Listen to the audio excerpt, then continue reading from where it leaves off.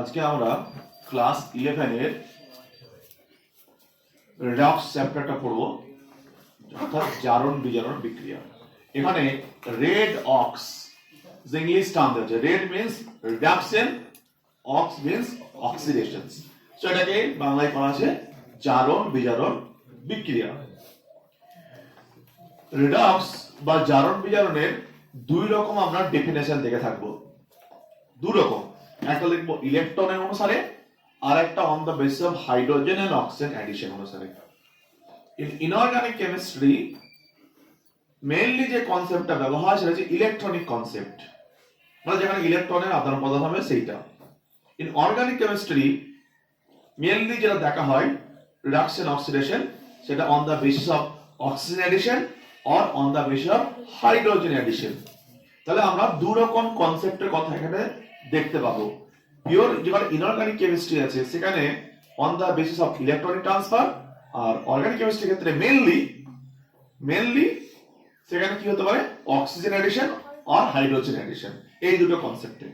So প্রথমে আমরা দেখব যে অক্সিডেশন বা জারণ এটা কিভাবে আমরা ডিফাইন করতে পারি। জারণ মিন্স লস অফ ইলেকট্রন, এক কথায় জারণ মিন অক্সিডেশন মানে লস অফ ইলেকট্রন, এক কথায়। অর্থাৎ যারা ইলেকট্রন বর্জন করবে তাদের কি হয়, জারণ হয়। এবার খুবই ব্যাপার, যাদের ইলেকট্রনের চার্জ কি নেগেটিভ, ইলেকট্রনের চার্জ কি নেগেটিভ, যদি কেউ ইলেকট্রন ছাড়ে তার মাথায় আস্তে আস্তে কি পজিটিভ চার্জ ডেভেলপ হবে, অর্থাৎ তার চার্জ কি হবে আস্তে আস্তে পজিটিভের দিকে যাবে। তাহলে ডেফিনেশনটা যদি আমরা ডিফাইন করি যে দেখ কি কি হতে পারে, কোন একটা অণু থেকে, কোন একটা পরমাণু থেকে, অথবা কোন একটা আয়ন্স থেকে, এই তিনটে ফর্ম হতে পারে আমাদের। কি থাকে, হয় ক্যাটায়ন থাকে, তাহলে অ্যানায়নের বিভিন্ন ফর্ম থাকে। তো তাহলে অণু, পরমাণু বা আয়ন যদি ইলেকট্রন বর্জন করে তাহলে সেই প্রসেসটা আমরা কি বলবো, জারণ বিক্রিয়া। এবার দেখ ইলেকট্রন সাধারণত কারা লস করে, এর পুরো টেবিল আমরা দেখে থাকবো যারা মেটাল, যারা তড়িৎ ধনাত্মক ধাতু, তারা জেনারেলি ইলেকট্রন লস করে। তাহলে জারণ কথাটা মেইনলি যদি আমি বলি অ্যাপ্লিকেবল কাদের ক্ষেত্রে, সাধারণত যারা এস ব্লক এলিমেন্ট, যারা মেটাল অ্যাকচুয়ালি, যারা মেটাল, যারা ধাতু, এস ব্লকে যেমন দেখেছিস, তারপর ডি ব্লক যারা ধাতু, তাদের ক্ষেত্রে জারণটা মেন, তাদের ক্ষেত্রে দেখা যায় তাদের ক্ষেত্রে চার্জ ডেভেলপ হয়, তারা ইলেকট্রন লস করে, কারণ তারা তড়িৎ ধনাত্মক ধাতু। এন যারা পি ব্লক এলিমেন্ট, তারা কি বিশেষ করে যারা 15, 16, 17 গ্রুপ, তারা কি তাদের নন মেটালিক ক্যারেক্টার হাই, তারা ইলেকট্রন পছন্দ করে। তারা কি করে, তারা ইলেকট্রন পছন্দ করে। ইলেকট্রন যেমন আয়নিক বন্ড দেখেছিস যে Na+Cl- NaCl কি ফর্ম হয়, সোডিয়াম ইলেকট্রন লস করে, Cl- ইলেকট্রন গেইন করে। তাহলে মেটালটা কি করলো, এখানে সোডিয়াম ইলেকট্রন লস করলো, আর নন মেটাল গুলো এখানে গেইন করলো। তাহলে একজনের কি হলো, জারণ হলো, আর একজনের বিজারণ হলো। এটা টু দা শর্ট বললে আমরা বলতে পারি তাহলে লস অফ ইলেকট্রন যদি কারো হয় সেটাকে আমরা কি বলবো, জারণ বলবো। এবার লস অফ ইলেকট্রন কোথা থেকে হতে পারে, লস অফ ইলেকট্রন হতে পারে আয়ন্স থেকে, হতে পারে মলিকুল থেকে, হতে পারে কি বলা বুঝতে পারছিস, অর অ্যাটম থেকে হতে পারে। লস অফ ইলেকট্রনটা কোথা থেকে হতে পারে, এই তিনটে কেস। এবার দেখ তাহলে মেইনলি অক্সিডেশন কাদের জায়গা হয়, যারা ধাতু বা মেটাল। এটা নোট হয়ে যাবে, নোট ডাউন। ঠিক একই ভাবে যেমন কি পটাশিয়াম কি করে, একটা ইলেকট্রন ছেড়ে দেয়, কি হয় পটাশিয়াম প্লাস হয়ে যায়। সোডিয়াম ইলেকট্রন লস করলে সোডিয়াম প্লাস হবে। ঠিক একই ভাবে রিডাকশন বা বিজারণ, এটা এক কথা কি বলবো, গেইন অফ ইলেকট্রন। এখানে পুরোপুরি আমরা যেটা দেখবো শুধুমাত্র ইলেকট্রনের ট্রান্সফারটা। আর অর্গানিক কেমিস্ট্রি আমরা কি দেখবো, তো এটা ডেফিনেশন লিখে রাখতে পারিস যে oxygen addition process. Organic chemistry ক্ষেত্রে ডেফিনেশন যে অক্সিজেন অ্যাডিশন প্রসেসটা অক্সিডেশন, অর্গানিক কেমিস্ট্রি ক্ষেত্রে কি ক্লিয়ার, গেইন অফ ইলেকট্রনটা কি এখানে বিজারণ। কে কোথা থেকে হতে পারে গেইন অফ ইলেকট্রন, আয়নস হতে পারে, মলিকুল হতে পারে, আর অ্যাটম হতে পারে। এখানে আরেকটা কনসেপ্ট কি, অ্যাডিশন অফ হাইড্রোজেন। এটা কি কাদের ক্ষেত্রে অ্যাপ্লিকেবল, অর্গানিক কেমিস্ট্রি ক্ষেত্রে। তাহলে এই বিজারণ কাদের হবে, যারা নন মেটাল তাদের ক্ষেত্রে, অধাতুর ক্ষেত্রে যেমন ক্লোরিন, ক্লোরিন কি করবে, ইলেকট্রন গেট করে Cl মাইনাস, কারণ ওদের বাইরের সেলের ইলেকট্রনিক বাইরের সেলে কটা সাবস্ট্রেট একটা করলে অক্টেট।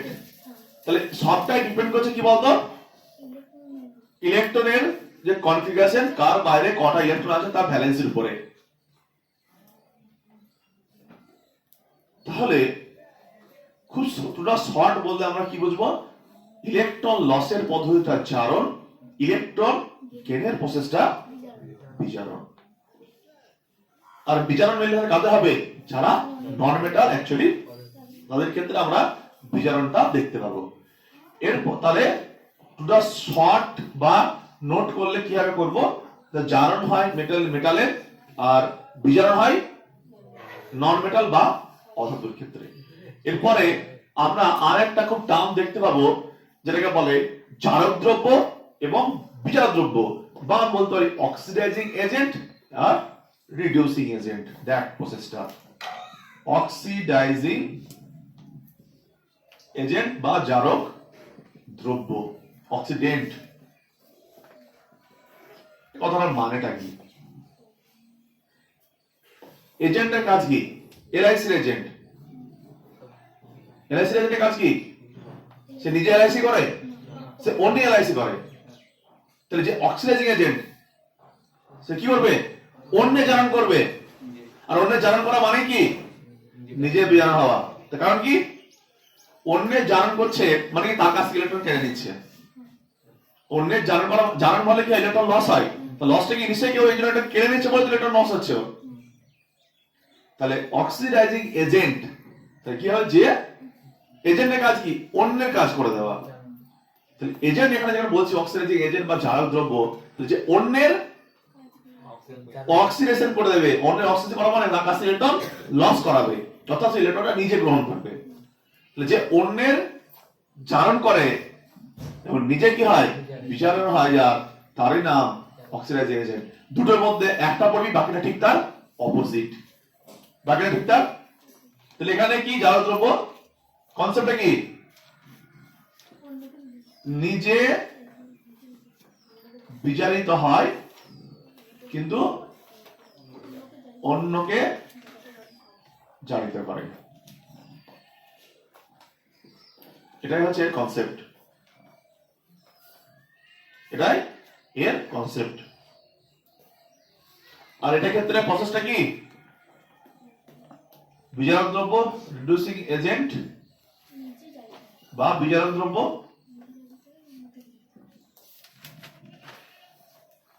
ঠিক উল্টোটা, এর ঠিক অপোজিটটা। অর্থাৎ তাহলে কি করবি, একটা মাথায় রাখবি, বাকিটা ঠিক তার অপোজিট। ঠিক আছে, তাহলে দেখ খুব ভালো করে লজিকটা ভাবিস। তাহলে বিজারক জারক দ্রব্য কারা হবে, যারা অধাতু, যারা অধাতু। কারণ অধাতু ইলেকট্রন পছন্দ করে, তাহলে অন্যের কাছ থেকে ইলেকট্রন নিয়ে নেবে, তাহলে নিজে বিজারিত হলো, তাহলে অন্যকে ঠিক জারিত করা হলো। তাহলে এরা কারা, মেনলি নন মেটালস, মেনলি নন মেটালস। ঠিক আছে, এটা মেনলি মেটালস, তাই তো, মেনলি কি মেটালস।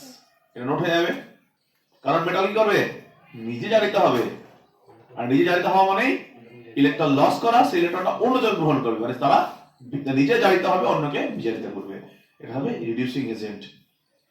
এরপরে আমরা আরেকটা টার্ম দেখব, ঠিক আছে,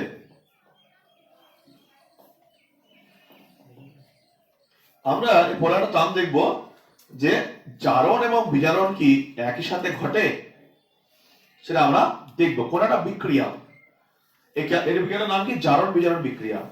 জারণ বিজারণ বিক্রিয়ার মধ্যে আমরা এরকম একটা বিক্রিয়া লিখব,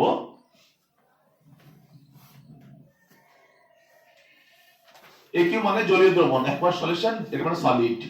ওকে, এখানে আছে জিঙ্ক 2+ অ্যাকুয়াস সলিউশন, জলীয় দ্রবণে আছে, প্লাস কপার সলিড। এরকম একটা বিক্রিয়া দেওয়া আছে, এরকম একটা বিক্রিয়া দেওয়া আছে।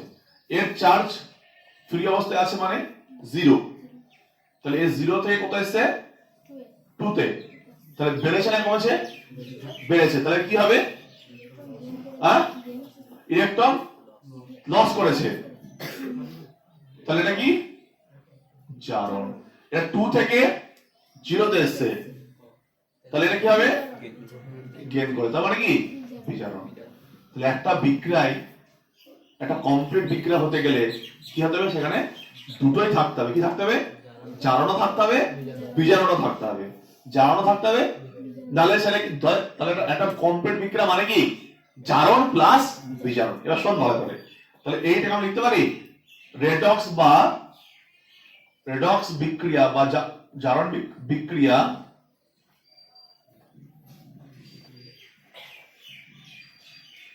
সমান লিখতে পারি, দেখ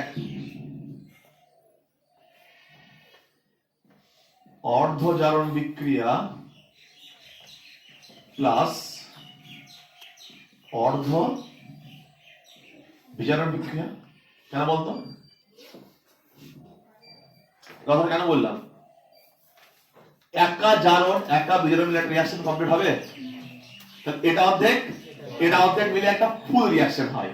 সেই জন্য এটাকে যখন আলাদা করবি তখন কি বলবো, তো বললো তুমি অর্ধ জারণ বিক্রিয়া লিখো, তাহলে কোনটা লিখবি, শুধুমাত্র এটা জিঙ্ক থেকে Zn2+,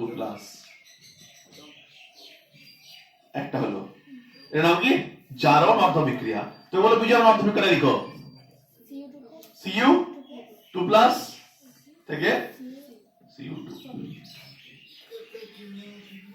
এই দুটো মিলে কিন্তু এইটা এসছে, তো এটা কি এটা অর্ধেক, এটা অর্ধেক, ক্লিয়ার। তাহলে জারণ বিক্রিয়া রেডক্স বিক্রিয়া মানে কি দুটোর যোগফল, কার জারণেরও বিজারণের। অর্ধটা কেন যোগ করলো বলতো, কারণ অর্ধেক নিয়ে একটা পুরো কমপ্লিট বিক্রিয়া হচ্ছে, ওই জন্য প্রত্যেকটাকে বলছে অর্ধ জারণ বিক্রিয়া আর অর্ধ বিজারণ বিক্রিয়া। তো এই তো এইটা থেকে এইটা আলাদা করে দিলাম,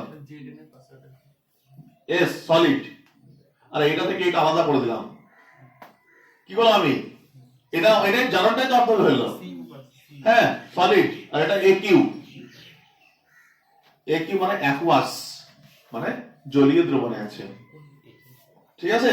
তাহলে প্রথমত এখান থেকে কি শিখতে পারলাম, যে জারণ বিজারণ সবসময় একসাথে হয়, কি হয় একসাথে হয়, এবং যদি আমি আলাদা আলাদা করে বলি তাহলে সেটাকে বলতে হবে অর্ধ বিক্রিয়া। তাহলে এক কথায় রেডক্স বিক্রিয়া মানে কি অর্ধ জারণ প্লাস অর্ধ বিজারণ, মানে এই নয়, তাহলে একটা কমপ্লিট বিক্রিয়া হতে গেলে তাকে দুটোই হতে হবে একসাথে, ঠিক আছে। এর পরের যে ইম্পর্টেন্ট টার্ম, একটা খুবই ইম্পর্টেন্ট টার্ম আলটিমেটলি যেটা আমরা দেখব, সেটা কি, সেটা হচ্ছে জারণ অবস্থা। জারণ অবস্থা ভীষণ ইম্পর্টেন্ট কনসেপ্ট, অক্সিডেশন স্টেট বলে, জারণ দিয়ে বলে, বিজারণ দিয়ে বলতে পারিস। জারণ অবস্থা, অক্সিজেন স্টেটের অবস্থাটা এখানে লেখা হয়নি, জারণ অবস্থা। দেখ এই কথাটার মানেটা কি, এই চ্যাপ্টার যা কিছু হবে শুধুমাত্র চার্জকে নিয়ে। কোন একটা কম্পাউন্ড, এই কম্পাউন্ডে যে কম্পাউন্ডে যে মেটাল বা নন মেটাল বা যে এলিমেন্ট গুলো আছে তাদের উপর কোন চার্জ আছে কি না, সেইটা হচ্ছে আমাদের পারপাস ফাইন্ড আউট করা, ঠিক আছে। এবার বলছে জারণ অবস্থা কথাটার মানে কি। জারণ অবস্থা কথাটার মানে হচ্ছে খুব সিম্পলি রাসায়নিক কম্পাউন্ড NaCl, রাসায়নিক কম্পাউন্ড NaCl,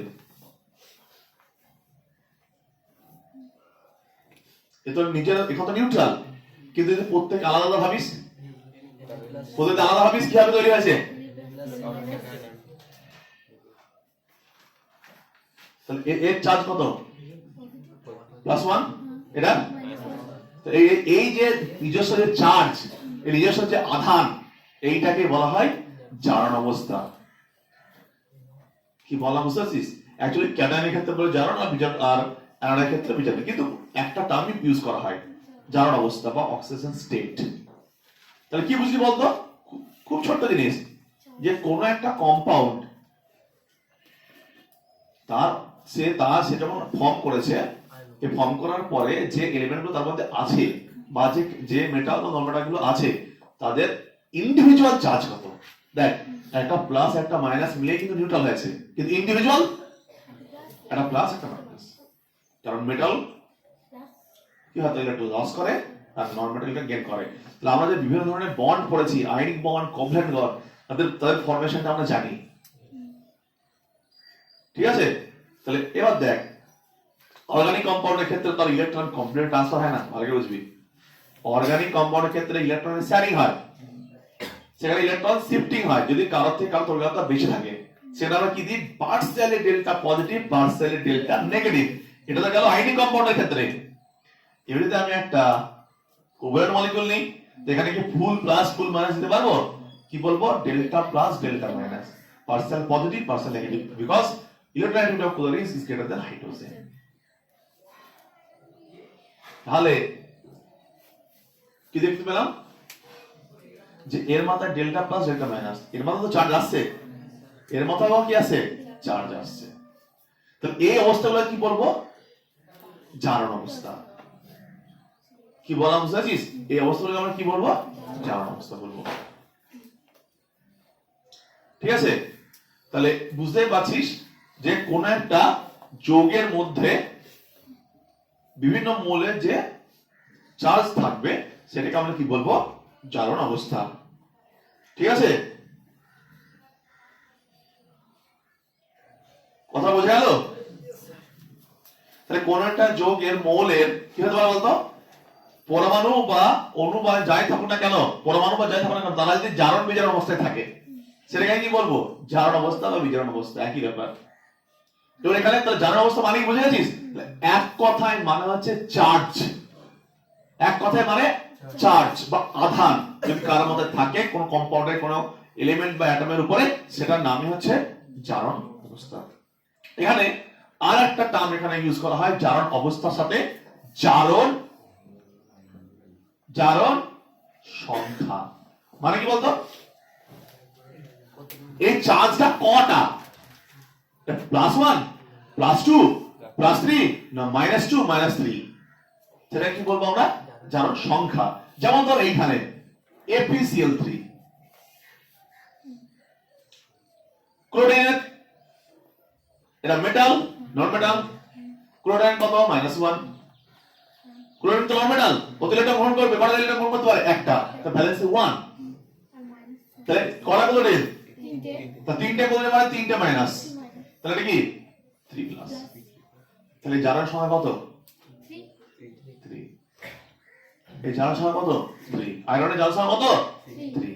তাহলে কোন একটা যৌগের যে চার্জের যে সংখ্যা, সেটাকে আমরা সাধারণত কি বলে থাকি, জারণ সংখ্যা, বা ইংলিশে বলি অক্সিডেশন নাম্বার। অর্থাৎ কি বলতো, ওই জারণ অবস্থাকে যে সংখ্যা দিয়ে প্রকাশ করা হয়, জারণ অবস্থা যেটা ছিল প্লাস বা মাইনাস, সেই অবস্থাটাকে যে সংখ্যা দিয়ে প্রকাশ করা হয় সেটাই কি, জারণ অবস্থা।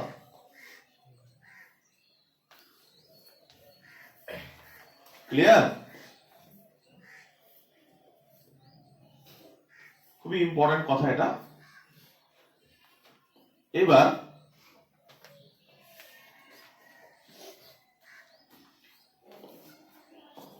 কি করে বুঝবো কার চার্জ কত হবে, কে প্লাস হবে কে মাইনাস হবে, কি করে বুঝবো? খুবই স্বাভাবিক, যে মেটাল সেটা পজিটিভ হবে, যে নন মেটাল সে নেগেটিভ হবে। ব্রডলি যদি বলি এস ডি এরা সবাই অলওয়েজ পজিটিভ হবে, মনে রাখবি।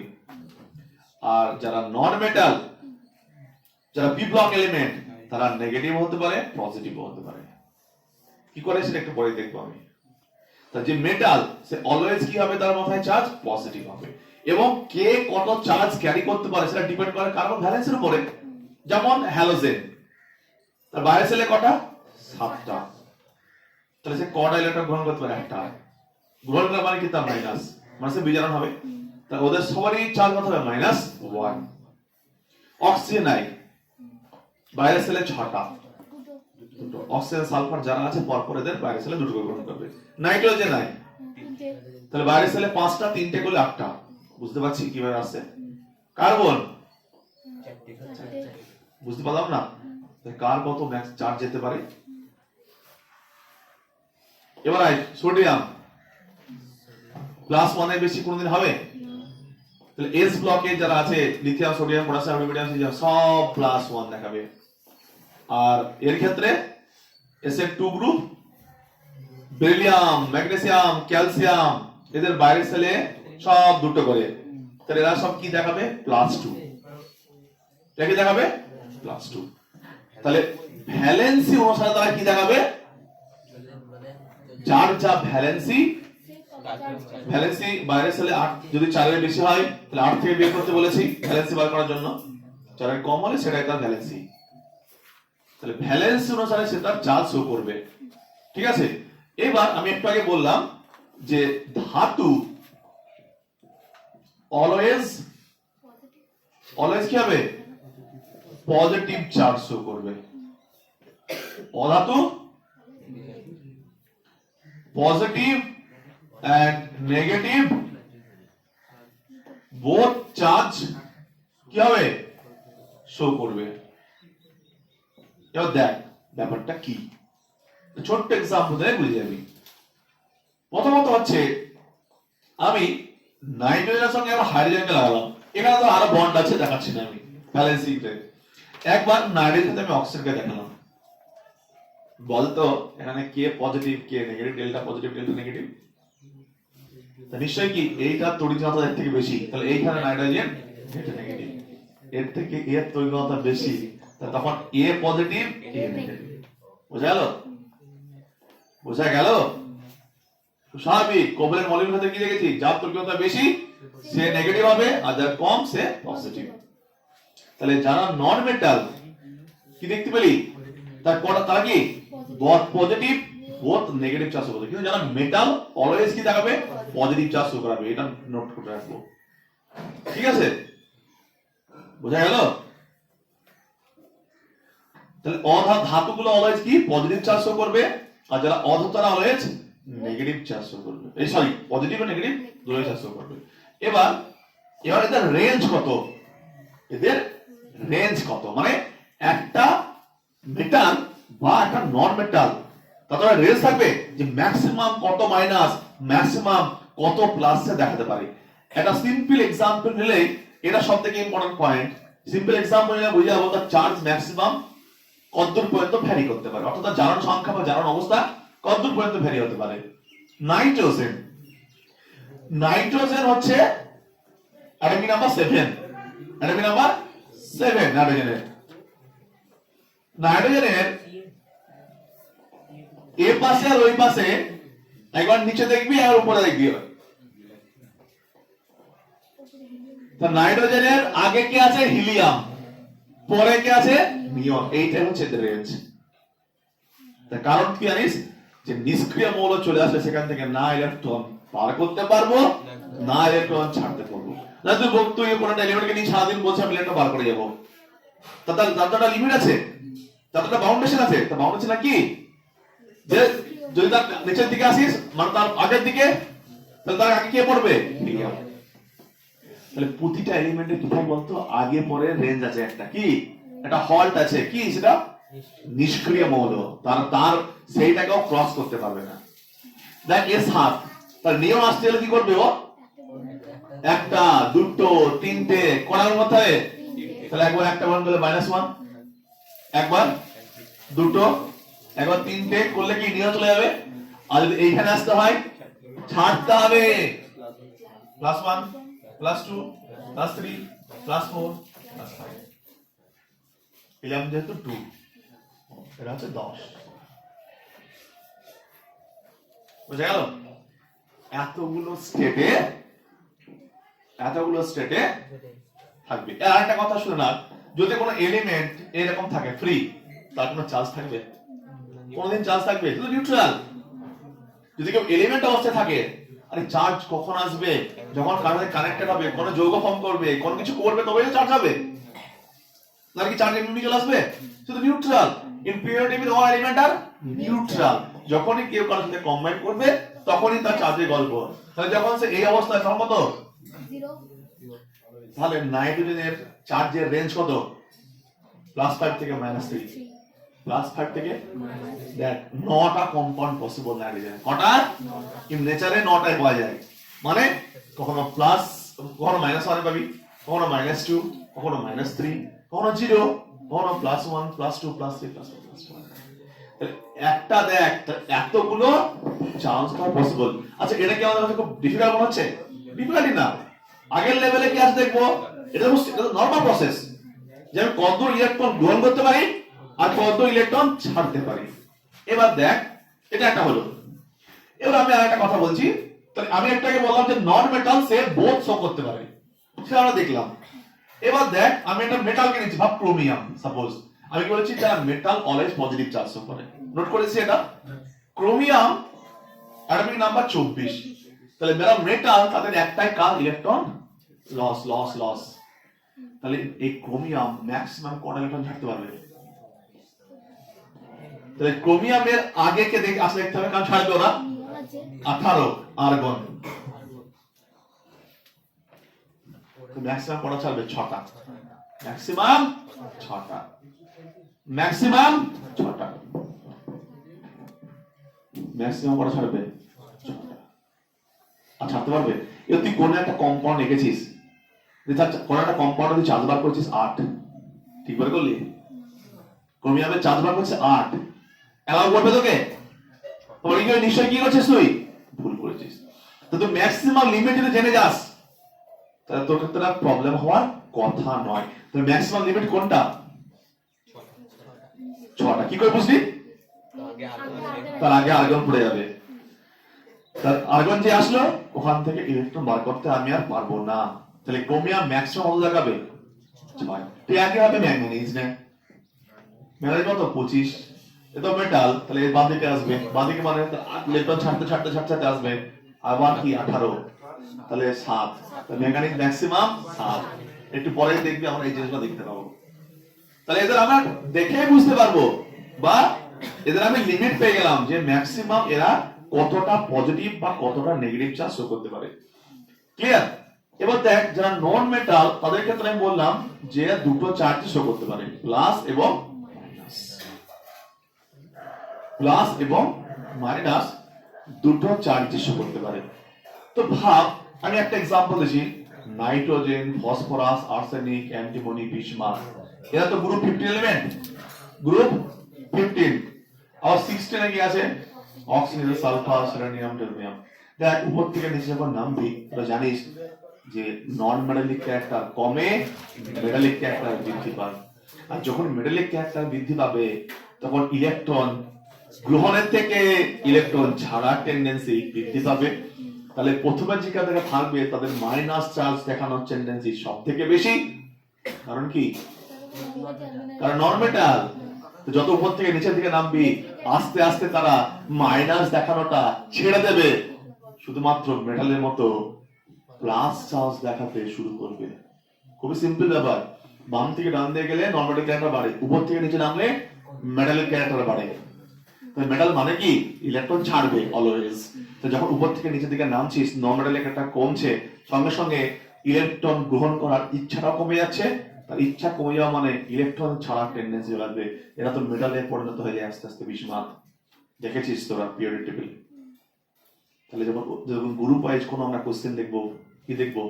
যে উপর থেকে নিচে যখন নামছি মাইনাসের দেখানোর টেন্ডেন্সিটা কম। যদিও এদের কাছে অপশন আছে যারা বোর্ড দেখাতে পারে, কিন্তু যখন নিচের দিকে যখন নামবো তখন কোনটা বেশি ইচ্ছা করবে? পজিটিভ চার্জটা দেখানোর ইচ্ছা বেশি করবে, কারণ তাদের মেটালিক ক্যারেক্টার বৃদ্ধি পাবে। ঠিক আছে? এই জিনিসটা আমাদের হয়ে গেল। এরপরে আমরা যেটা করবো, দেখ জারণ সংখ্যা নির্ণয় করব। ক্যাপশন দে যে মৌলের জারণ সংখ্যা নির্ণয়।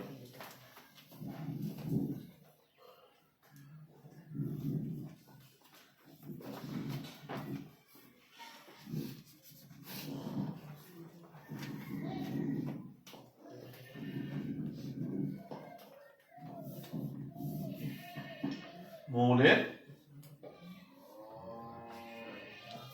জারণ সংখ্যা নির্ণয়, মানে চার্জটা। ওকে, অক্সিডেশন নাম্বার ফাইন্ড আউট করাটা। এবার দেখ কয়েকটা স্টেট আগে বলে দিতে আমি। যদি একটু আগে শিখলাম ফার্স্ট নিয়মটা কি, যদি কেউ এলিমেন্ট অবস্থায় থাকে বা ফ্রি থাকে তাদের কোনো চার্জ হবে, তাদের চার্জ কি হবে? যেমন আমি কি বললাম জিঙ্ক শুধু একা আছে, কপার মেটালিক অবস্থায় আছে, দেখি হবে চার্জ কি হবে? জিরো হবে, কারণ এখন কমপ্লেক্স অবস্থায় নেই। আমি যদি বলি কোন এরকম হাইড্রোজেন মলিকুল আছে, Cl2 মলিকুল আছে, Br2 মলিকুল আছে, এদের চার্জ কি? এদের চার্জ জিরো হবে, কারণ বোথ আর সেম, বোথ আর সেম। যদি এরা সেম সেম হয় কোন চার্জ ডেভেলপ হবে কি রে? হ্যাঁ, তাহলে চার্জ কখন ডেভেলপ হবে? দুজনকে আলাদা হবে। তাহলে কি লিখবি? মুক্ত বা মৌল অবস্থায়, মুক্ত বা মৌল অবস্থায় সব মৌলের পরমাণুর জারণ সংখ্যা কি হবে? শূন্য হবে। তাহলে প্রথম কি, এটা কি মুক্ত বা মৌল অবস্থায় সব, এটা কি অবস্থায়? মুক্ত, এটা মৌল। তাহলে মুক্ত বা মৌল অবস্থায় কি হবে? সমস্ত মৌলের কি হবে? জারণ সংখ্যা শূন্য হবে। যেমন অক্সিজেন O2 কি হবে? শূন্য হবে। মুক্ত বা সব মৌলের পরমাণু, মৌল অবস্থায় সব পরমাণুর জারণ সংখ্যা শূন্য হবে।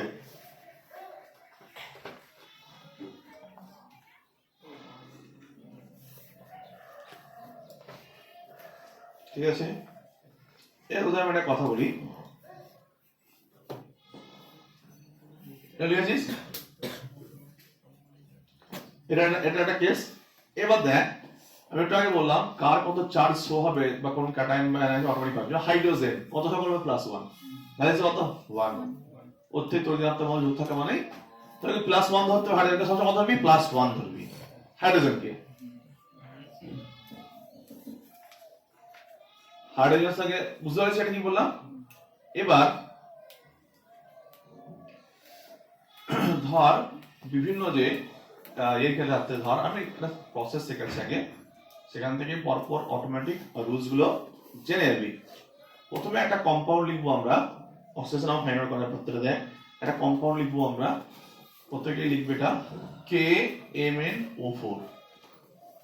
এরকম একটা কম্পাউন্ড দেওয়া আছে। ওকে, কি দেওয়া আছে? একটা কম্পাউন্ড দেওয়া আছে। ঠিক আছে, তাহলে এখানে বললো আমার ম্যাঙ্গানিজের জারণ অবস্থা কত। প্রথমত হচ্ছে দেখ যদি বড় কম্পাউন্ড হয় এরকম, তুই কি করতে পারিস? সেটাকে এক্স ধরে নিতে পারিস। কি বললাম? এক্স। তাহলে ম্যাঙ্গানিজ কত ধরলাম? এক্স। পটাশিয়াম কত? 22। তাহলে এর কত হবে? +1। তাহলে পটাশিয়াম চার্জ কত? +1। অক্সিজেন 22 হলে 6 টাকা নিচে কত? -2। কত? -2। তাহলে অক্সিজেন -2 ইনটু 4। আগে বল তো এই কম্পাউন্ডটাকে দেখে বল এদের মাথায় কোনো চার্জ আছে? এরা তো মৌল অবস্থা, এরা কি একসাথে থাকে কি? জিরো। কিন্তু ইন্ডিভিজুয়াল চার্জ থাকে। তাহলে ওভারঅল চার্জ কত? 0। তাহলে এক্স ধর, এক্স এর কত মান আসবে দেখ, এটা +1 -8 0 x সমান +7। তাহলে ম্যাঙ্গানিজের চার্জ কত হলো? +7 হলো। এবং মুখে মুখেও করতে পারবো। কি করে দেখ, মুখে মুখেও করতে পারবো। কি করে? খুব স্বাভাবিক। অক্সিজেনের চার্জ -2, তাহলে -2 মানে -8, এটা কত? +1। তাহলে একে কত হতে হবে? এটাকে 0 করতে গেলে কত হতে হবে? +7 হতে হবে। -8 হয়ে আছে আর এটা +1, তাকে ব্যালেন্স করতে কত লাগবে? ম্যাঙ্গানিজকে 7 লাগবে। ওভারঅল চার্জ যেহেতু 0, তাহলে এখান থেকে আমরা কি করতে পারি? অক্সিজেনের নাম্বারটাকে বার করে নিতে পারি।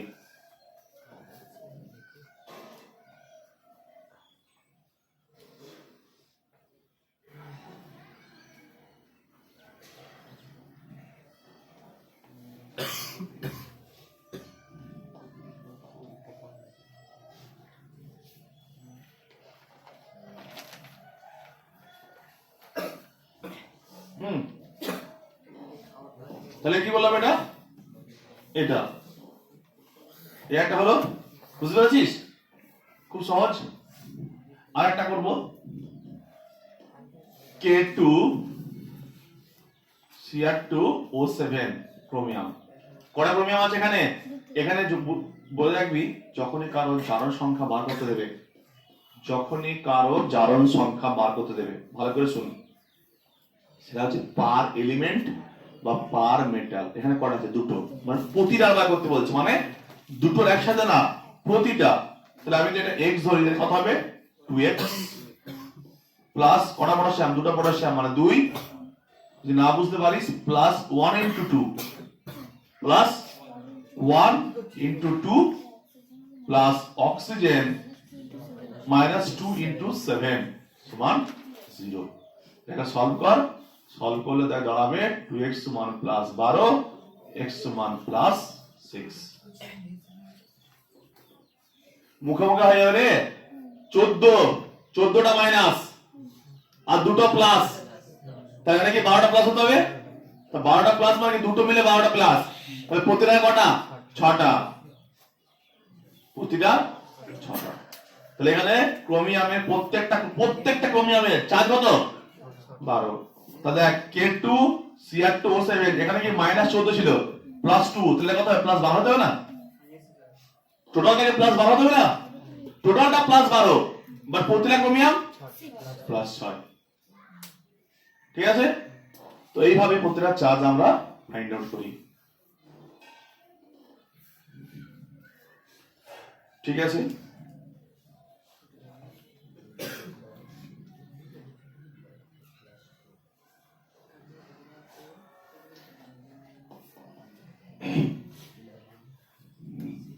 এবার তোরা করবি, দেখ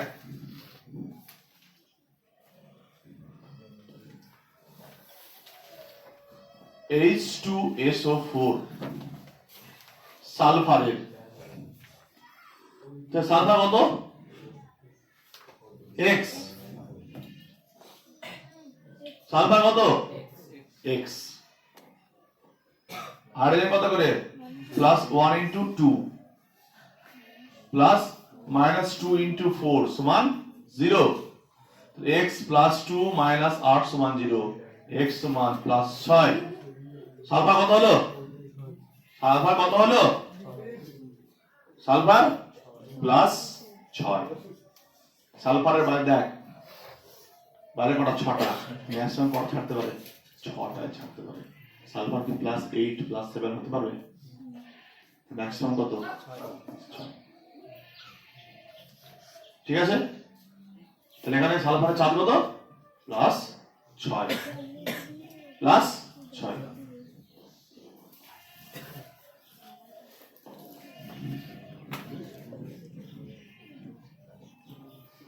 এরপরের একটা एग्जांपल দেখ, KClO3।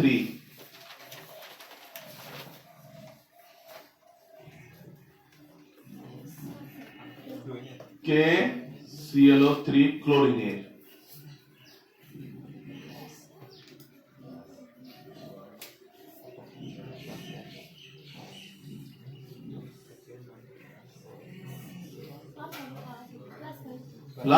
+5। তাহলে এটা কি হবে?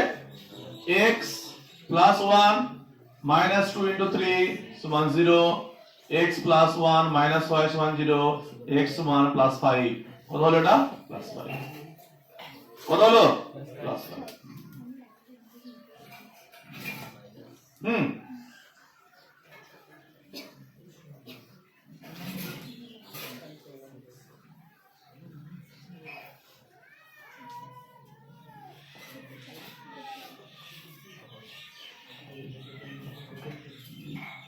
এরপরে আরেকটা কম্পাউন্ড কর, এটা K4Fe(CN6)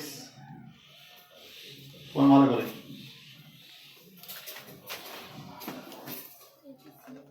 এখানে আয়রনের, এটা এই ধরনের কম্পাউন্ড গুলোকে বলা হয় জটিল যৌগ। দেখ এইটা চার্জ বার করতে দিয়েছে, এখানে কি আছে? Cn। আমরা কি জানি? Sainik acid HCN। এটা H বাদ দিলে এটা চার্জ কত হবে? Cn-। যেমন একটা HNO3 তে H বাদ দিলে কত হবে একটা মাইনাস হবে H2SO4 এ দুটো হাইড্রোজেন বাদ দিলে সালফেটের চার্জ কত হবে 2 মাইনাস HCl এর একটা হাইড্রোজেন বাদ দিলে Cl এর চার্জ কত হবে -1 তাহলে এখানে Cn এর চার্জ কত -1 Cn এর চার্জ কত -1 আর এমনিতেই পেয়ে যাবে কি করে বলতো পারবি না এমনিতে চার্জ কার্বন আর নাইট্রোজেনের বার করলেই তো হয়ে গেল কার্বন তো 4 নাইট্রোজেন তো 5 নাইট্রোজেন মোর ইলেকট্রোনেগেটিভ তাহলে ওভার কত হচ্ছে -1 -1 হচ্ছে না কার্বন 4 তাহলে কি হবে -1 হচ্ছে না ওভারঅল 4 কত আসবে একটা 4 প্লাস 4 এটা -4 কি হবে -5 ওভারঅল কত আসবে -1 তো বুঝে যাচ্ছে Cn এর চার্জ কত -1 তাহলে এটা কত দেখ এটা কত +2 1 into 2 যদি বুঝতে না পারিস 1 into 2 এটা plus x plus -1 into 6 overall charge কত 0 ওভারঅল চার্জ 0 তাহলে এখানে কত আসবে x প্লাস 2 এখানে 2 করে দিলাম -6 সমান 0 তাহলে x সমান কত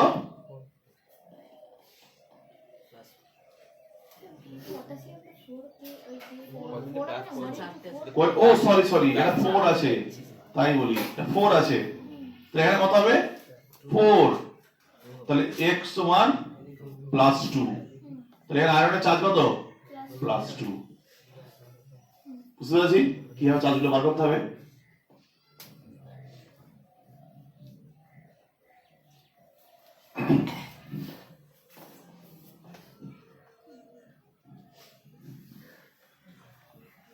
এবার দেখ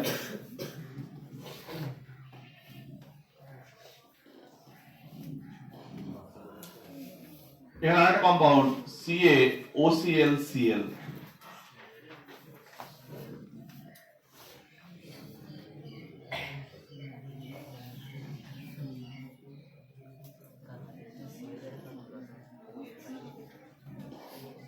এখানে দুটো ক্লোরিন আছে এই একটা ক্লোরিন এই একটা ক্লোরিন ওকে এই ক্লোরিনটা চার্জ কত এই কার সাথে যুক্ত আছে তাহলে এর যদি আমি দেখ ইটসেলফ যদি আমি এটা চার্জ বার করি ইটসেলফ এইগুলো বাদ দে এটা এরকম অবস্থায় আছে তাহলে এইটা চার্জ কত হবে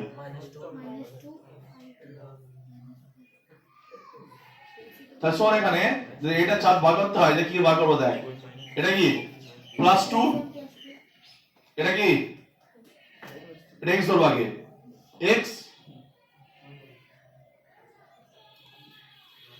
+2 তারপর এখানে কত -2 -1 সমান 0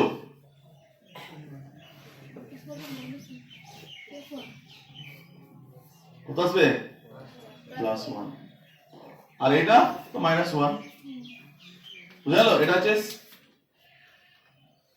দেখ সিয়াল ও সিয়াল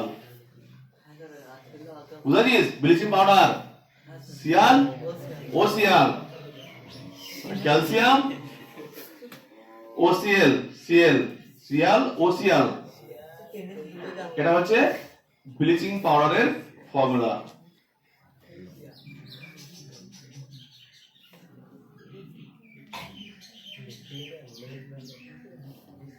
ঠিক আছে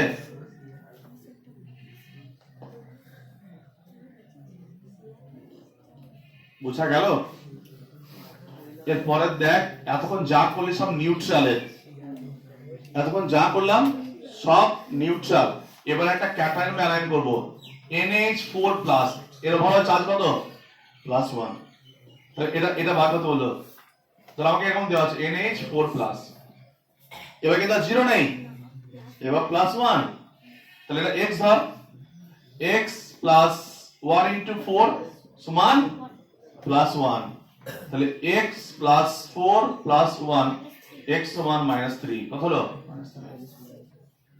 ক্যাটায়ন তৈরি হবে আর অ্যানায়ন থাকলে তার চার্জ এখানে হবে কারণ এবার কি ওভারঅল চার্জ 0 নয়, ওভারঅল চার্জ আছে। এবার ধর এইটা দেওয়া আছে NO3 মাইনাস, কি দেওয়া আছে NO3 মাইনাস, এটা x ধর, তাহলে x প্লাস -2 * 3 সমান সমান -1 সমান সমান -1, কারণ এটা ওভারঅল চার্জ কত -1, তাহলে x সমান +5 কত +5। ঠিক আছে,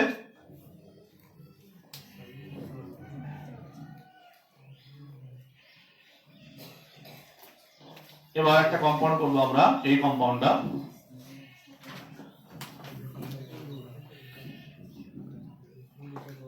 CH2 কোবাল্ট F6, কোবাল্টের চার্জ কত? CH2 মানে কি সিজিয়াম, যে S ব্লক এলিমেন্ট, এদের প্রত্যেকের charge +1, lithium sodium potassium potassium এটা জানি আমরা। তাহলে x, তাহলে এটা কত +1 * 2, এটা কত x, ফ্লোরিন কত -1 = 6 সমান 0, তাহলে 2 + x - 6 সমান 0, x সমান কি হবে +4, কোবাল্টের চার্জ +4। ঠিক আছে, এরপরে দুটো জিনিস বলবো, ভালো করে নোট করবি, একটা হাইড্রোজেনের ক্ষেত্রে, একটা অক্সিজেনের ক্ষেত্রে। এবার দেখ হাইড্রোজেনের ক্ষেত্রে নোট করবি, একটা অক্সিজেনের ক্ষেত্রে। ওকে, কি বললাম? এবার দেখ লিথিয়াম হাইড্রাইড, ক্যালসিয়াম হাইড্রাইড, এরা কি ধাতব হাইড্রাইড, মানে কি বলতো? আচ্ছা বলতো এইটা প্রজ্ঞাত বেশি না এইটা? হাইড্রোজেনের 2.1 আর সমস্ত মেটালগুলোর 1 থেকে কম হয়, 1.1 এরকম সামথিং। হাইড্রোজেন পজিটিভ হবে না লিথিয়াম পজিটিভ? অবশ্যই লিথিয়াম পজিটিভ, ধাতব কোনদিন নেগেটিভ হবে নাকি? হাইড্রোজেনের সব প্রপার্টি শো করতে পারে, গ্রুপ 1 ও থাকে, গ্রুপ 7 ও থাকে, মানে গ্রুপ 1 এবং 17, তাহলে এখানে নেগেটিভ কি হবে? অবশ্যই হাইড্রোজেন। মেটাল কোনদিন পজিটিভ নেগেটিভ হবে না, এখানে কি হবে অলওয়েজ পজিটিভ। তাহলে এইখানে এটা কি +1, তাহলে কি -1, এখানে কি +2 -1 করে প্রত্যেকটা হাইড্রোজেনের চার্জ কত এখানে -1। তাহলে এইরকম যদি কেস থাকে হাইড্রোজেনের চার্জ কি হবে -1, কিন্তু এতক্ষণ যত হাইড্রোজেন দেখলি সব কি ধরেছিস +1, তাহলে যখন মেটাল হাইড্রাইড থাকবে একমাত্র তখনই মাইনাস, আর বাকি সমস্ত ক্ষেত্রে প্লাস। মনে থাকবে, সমস্ত ক্ষেত্রে হাইড্রোজেন +1 চার্জ করবে, শুধুমাত্র হাইড্রাইড মানে মেটালের ক্ষেত্রে কি থাকবে, যখন মেটাল হাইড্রাইড থাকবে অর্থাৎ ধাতব হাইড্রাইড তৈরি করবে, তখন কি হবে -1 চার্জ শো করবে। কথাটা বোঝা গেল? তাহলে তো স্বাভাবিক, কারণ এখানে মেটালের ইলেকট্রোনেগেটিভ অনেক অনেক কম, এই মেটাল কখনোই কি বলেছি পজিটিভ নেগেটিভ চার্জ শো করবে না, কিন্তু হাইড্রোজেন কি বোথ শো করতে পারে। এটা নোট হয়ে গেল। তাহলে কোথায় খেয়াল রাখবি? এই সমস্ত রোগের ক্ষেত্রে হাইড্রোজেন খেয়াল রাখার দরকার নেই, এটা ফ্যাক্ট, এটা তো হবেই। তারপরে আরেকটা ক্ষেত্রে হচ্ছে অক্সিজেন। এতক্ষণ দেখলি যে অক্সিজেনের চার্জ কত রেসিস -2, অক্সিজেনের চার্জ যখন -2 সেটাকে আমরা অক্সাইড বলি, এবং সব সময় আমরা -2 ধরেই করি। আরো দুটো চার্জ অক্সিজেন শো করতে পারে, একটা হচ্ছে -1 যেটাকে আমরা বলি পারঅক্সাইড, এটা পড়ে থাকবে H2O2, হাইড্রোজেন পারঅক্সাইড, ছবিটা আঁকলে বুঝতে পারবি, একটু পরে আঁকবো। আরেকটা হবে অক্সিজেনের চার্জ, প্রতিটা অক্সিজেন চার্জ -1/2, সেটাকে বলা হয় সুপার অক্সাইড। এখন এগুলো আমরা, তাহলে এই দুটো আরো দুটো এক্সট্রা কেস আছে, কিন্তু ম্যাক্সিমাম ক্ষেত্রে -2, দুই একটা ক্ষেত্রে ব্যতিক্রম আছে যেখানে অক্সিজেন -1 আর কি -1/2 চার্জ শো করতে পারে। ঠিক আছে, -1/2 চার্জ শো করে। তাহলে এবার দেখ কোথায় কোথায় এটা হয়। এবার দেখ আমি তোকে শিখিয়ে দিই, দেখ তো হাইড্রোজেন পারঅক্সাইডের স্ট্রাকচারটা আঁকিস, তাহলে এরকম দেখতে পাবি। ওকে, এই দেখ এইটা এটা সেম, তো এইটার জন্য কোনো চার্জ আসবে? তো যা চার্জ আসবে কোনটা জানো? এই হাইড্রোজেনটার জন্য। তাহলে এটা যে +1 হয় এটা -1, এটা যদি +1 হয় -1, তাহলে প্রতিটা অক্সিজেনের চার্জ কত এখানে -1, সেজন্য কি বলবো পারঅক্সাইড, নাম চেঞ্জ হয়ে গেল। এবার ধর এইটা KO2, কি বললাম KO2, তাহলে এখানে বললো প্রতিটা অক্সিজেনের চার্জ কত, তাহলে দেখ এখানে পটাশিয়াম +1, তাহলে এটা ওভারঅল কি -1, তাহলে -1 কজন না দুইজনে মিলে -1, তাহলে প্রতিটা অক্সিজেনের চার্জ কত -1/2। তাহলে এই সমস্ত যৌগগুলোর ক্ষেত্রে অক্সিজেনের চার্জটা কিন্তু -1/2 হয়ে যাচ্ছে, সেজন্য ওটা কি বলা হয় সুপার অক্সাইড। এবার দেখ কি করে বার করবে এর ক্ষেত্রে, এটাকে x ধরবি, তাহলে 2x + 1 = 0, x সমান -1/2, কি হয়েছে x সমান -1/2। তো এটা সবই হচ্ছে সুপার অক্সাইড। এবার ধর BaO2, বেরিয়াম, এটা গ্রুপ 2 এর মৌল, তাহলে +2 হয়, তাহলে অক্সিজেন 2x + 2 = 0, x সমান -1। এখানে প্রতিটা অক্সিজেন চার্জ কত, প্রতিটা অক্সিজেন -1, তাহলে এটা কি পারঅক্সাইড, তাহলে এটা ছিল সুপার অক্সাইড আর এটা পারঅক্সাইড। তাহলে আমরা কিভাবে চার্জ বার করতে হয় শিখে গেলাম, ওদের চার্জ কিভাবে বার করতে হয় শিখে গেলাম।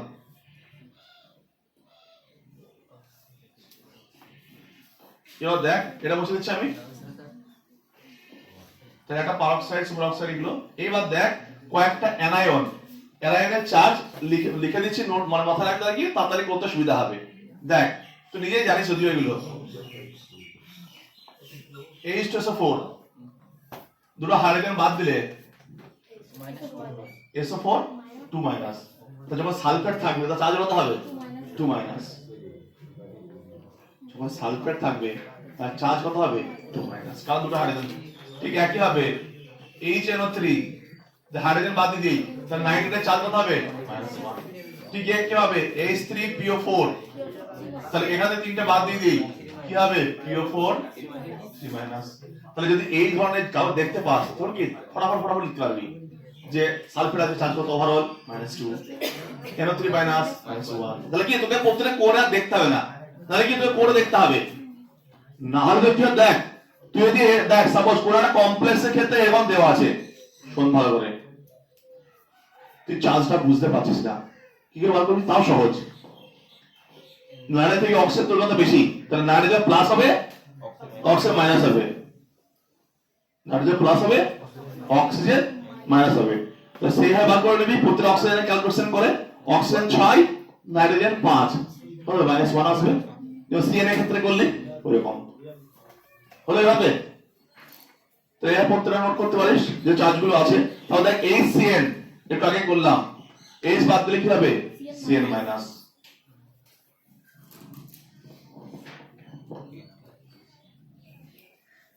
ঠিক আছে, আর একটা জিনিস নোট করে রাখবি এইগুলোর ক্ষেত্রে, NOCl হলে এটা NO+, মানে এটা পুরোপুরি ভেঙে দিলাম আমি, এটা থেকে এটা NO+ হয়, এই এটা কর একটা নোট ডাউন করবি এটা ভালো করে, NO+ সাধারণত হয়। আমাদের এইটা আছে HOCl, তাহলে একটা হাইড্রোজেন যদি বাদ দেই তাহলে হবে OCl মাইনাস, ওই যে একটা এক বললাম না Cl OCl, তাহলে কি -1 ছিল এর চার্জ। ঠিক আছে, তাহলে এইগুলো চার্জগুলো নোট করবি, এইটা ভালো করে নোট করবি NO+। আর একটা লিখে রাখবি, আর একটা লাস্ট নোট করবি, যদি কোনো দেখ যেমন এইটা আমাদের দেখ এইটা FeCO5, যারা যারা নিঃসঙ্গ ইলেকট্রন দান করে তাদেরকে নিউট্রাল বলা হয়, সেই সমস্ত এগুলোকে ইনঅর্গানিক কেমিস্ট্রির লিগ্যান্ড বলা হয়। মানে এই যে CO NH3 দেখ এইগুলো কোন কারো সাথে দেখবি, যেমন ধর কথা বলি এরকম একটা কম্পাউন্ড দেওয়া আছে ক্রোমিয়াম NH3 6 times 3+ ওভারঅল, তাহলে এখানে পুরো দেখ অ্যামোনিয়া মলিকিউলটা দেওয়া আছে, পুরো অ্যামোনিয়া মলিকিউলটা দেওয়া আছে, এখানে CO মলিকিউলটা দেওয়া আছে, পুরো CO মলিকিউল দেওয়া আছে, NH3 মলিকিউল এর নিজে কিন্তু পুরো নিউট্রাল, নিচে প্রোটন। এই বলতে হবে তাহলে যৌগ কি গঠন করেছে, এদের কি আছে লোন পেয়ার, এদের কি আছে লোন পেয়ার। তো যারা লোন পেয়ার দিয়ে যৌগ গঠন করবে তারা নিউট্রাল, অর্থাৎ তাদের চার্জ কি হবে শূন্য, তাদের চার্জ কি হবে শূন্য। নোট করে নেন, তো চার্জ কি হবে শূন্য। তাহলে এরা কি নিউট্রাল অবস্থায় আছে, যৌগের মধ্যস্থ অবস্থায় কি আছে না নিউট্রাল। এরা কি এটা পুরো একটা মলিকুল, NH3 কি পুরো একটা মলিকুল, তাহলে এ কি নিউট্রাল। এর কোনো চার্জ থাকে NH3 এর উপরে, CO এর উপরে কোনো চার্জ থাকে, কারণ ওটা লোন পেয়ার দিয়ে যৌগ গঠন করে। তাহলে এরা যারা লোন পেয়ার দিয়ে যৌগ গঠন করবে নিঃসঙ্গ ইলেকট্রন যদি দেয়, তাদের চার্জ আমরা কি ধরবো শূন্য ধরবো। তাহলে দেখ এইটা ক্ষেত্রে যদি চার্জ বার করতে, তাহলে আমরা এর ক্রোমিয়ামটাকে x ধরবো, তাহলে x + 0 সমান সমান +3, x সমান +3, তাহলে এটা 3+। এর ক্ষেত্রে যেহেতু x + 0 সমান 0 সমান 0, তাহলে যদি নিউট্রাল হয়, কোন একটা মলিকুল যদি নিউট্রাল অবস্থায় থাকে, অর্থাৎ যারা নিঃসঙ্গ ইলেকট্রন জোড় দান করে, তাদের কি হবে টাইমটা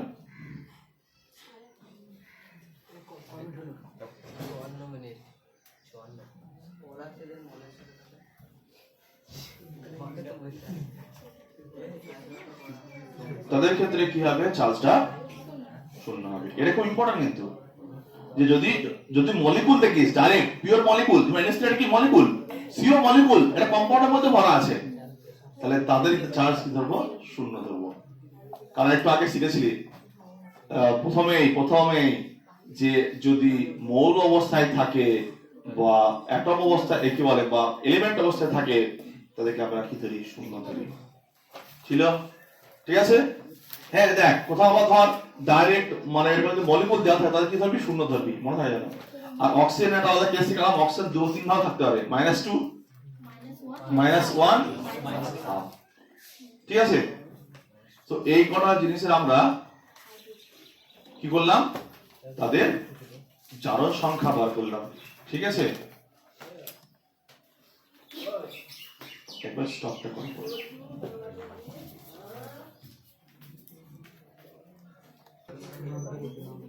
কয়েকটা জৈব যৌগের এবার আমরা জারণ সংখ্যা বার করা দেখব। জৈব যৌগটা খুবই সিম্পল, শুধু কার সাথে কে বন্ধন আছে দেখতে হবে, কটা কোভ্যালেন্ট বন্ড কে কার সাথে কনভার্ট আছে, এবং সেখানে একটা চেক করতে হবে কে কার থেকে বেশি তড়িৎ ঋণাত্মক মৌল।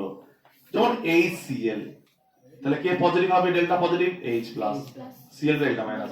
এখানে ডেল্টা প্লাস ডেল্টা মাইনাস কে আমরা যেহেতু জারণ সংখ্যা বার করছি সেটাকে +1 -1 ধরবো, কিন্তু অ্যাকচুয়ালি কিন্তু ডেল্টা প্লাস ডেল্টা মাইনাস, কিন্তু যেহেতু সংখ্যা বলছি আমরা, সংখ্যা তো ডেল্টা প্লাস ডেল্টা মাইনাস বলা যায় না, তার নির্দিষ্ট মান বলবো, সেজন্য ডেল্টা প্লাস হলে তাকে +1 ধরবো, ডেল্টা মাইনাস হলে তাকে -1 ধরবো। যদি কার ক্ষেত্রে ডেল্টা 4+ হয় মানে তাহলে 4+ ধরবো, বুঝতে পারছিস।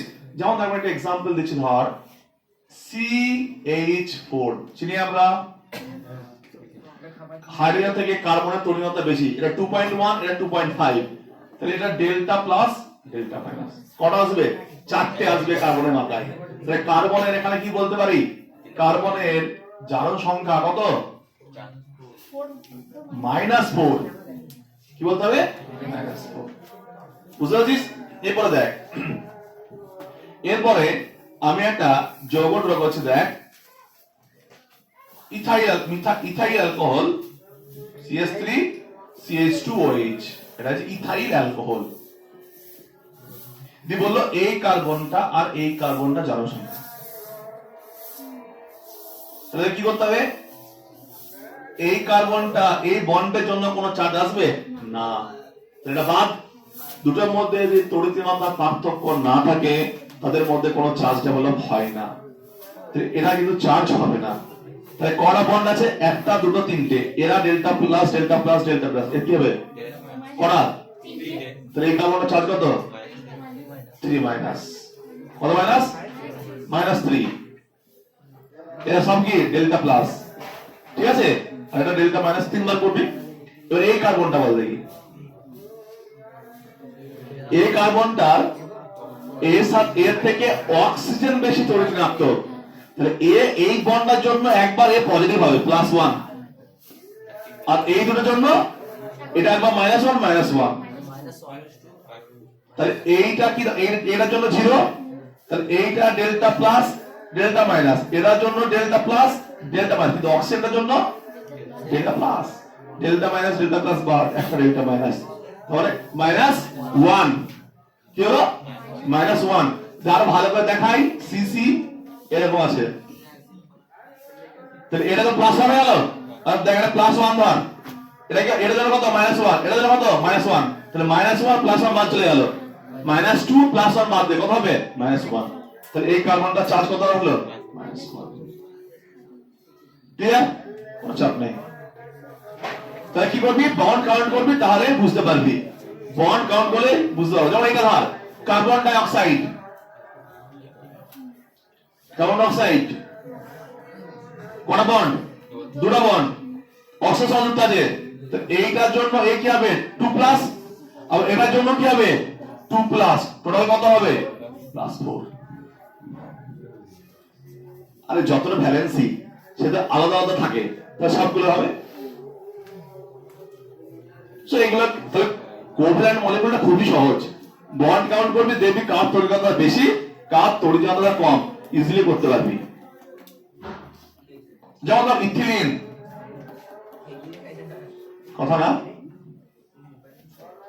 এই বলতো এইটার জন্য কোনো চার্জ আসবে, তাহলে এই দুটো বন্ড বাদ হয়ে গেল, দুটো বন্ড বাদ, তাহলে দুটো হাইড্রোজেনের জন্য কার্বনের চার্জ আসবে, দুটো মাইনাস আসবে, তাহলে এইটা চার্জ -2, এটা চার্জ -2। যদি সেম এলিমেন্ট থাকে তাদের কোনো চার্জ আমরা কাউন্ট করব না, যদি সেম চার্জ থাকে, যদি সেম এলিমেন্ট থাকে কানেক্টেড, বাদ, তাহলে কি হবে রে, বাদ হয়ে যাবে। এরপরে আমরা এটা করব ক্যাপশনস দিবি exceptional case for oxidation number, কয়েকটা এগুলো ব্যতিক্রম না, এগুলো নরমাল কেস। এরপরে এটা করব কয়েকটা ব্যতিক্রম জনসংখ্যা নির্ণয়ের এক্সেপশনাল কেস, এক্সেপশনাল কেস।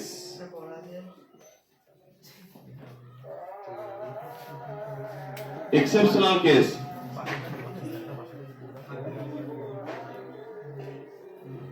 প্রথম এক্সেপশনাল কেস দেখ, তো নিজে ধরতে পারবি এই কম্পাউন্ডটা CrO5, CrO5, যদি এখানে x ধরে বার কর, x, তাহলে x -2 × 5 = 0, x সমান ক্রোমিয়াম কত 24, ক্রোমিয়াম কত, ক্রোমিয়াম 24, ম্যাক্সিমাম কটা ছাড়তে পারবে 6টা, 24 18 6 24, কিন্তু এখানে কত দেখাচ্ছে, আমার হিসাবে 10 আসছে।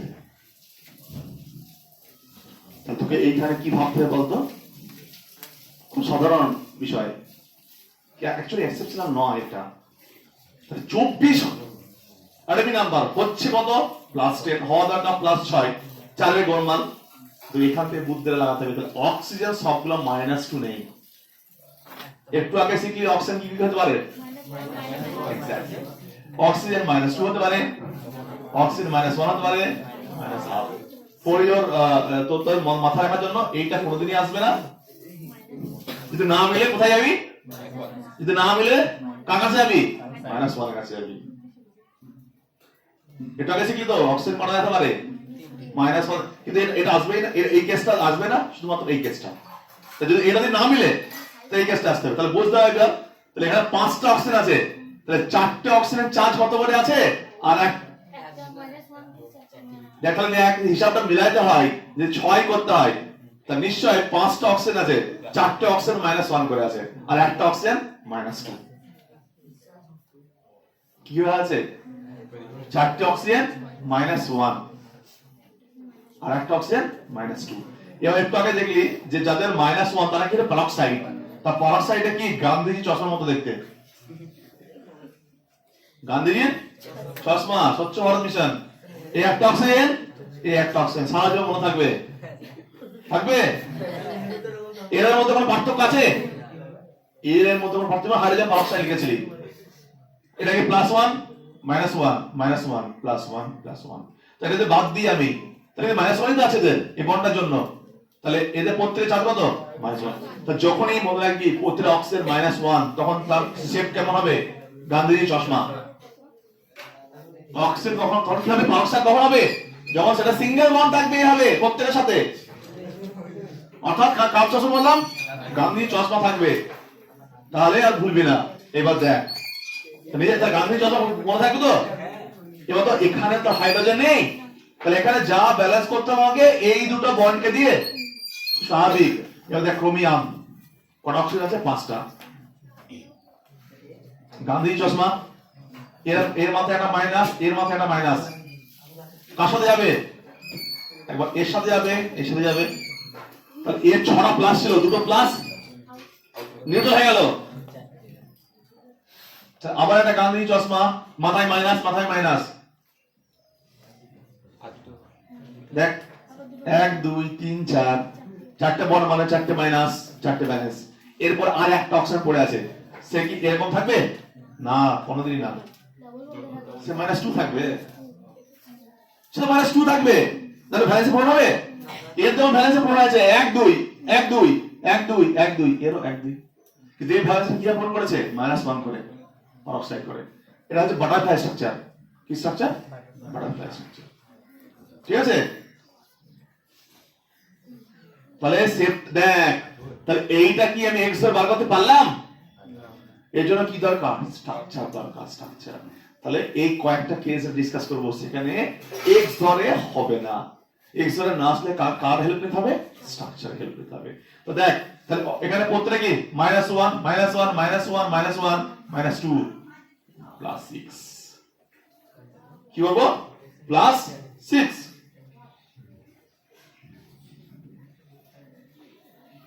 তাহলে এখানে কি করবো? দেখ, যদি এক্স ধরছে, এবার x প্লাস -2 × 1 প্লাস -1 × 4 সমান 0। -1 × 4 মানে কি?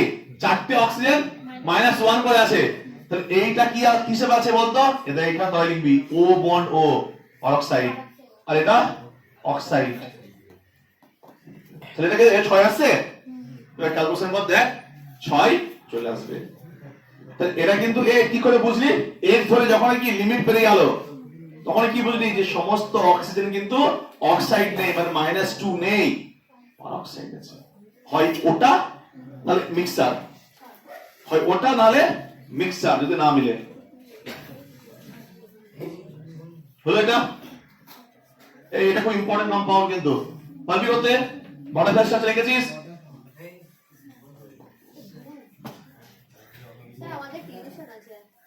কোথায়? স্টপ করতে হবে।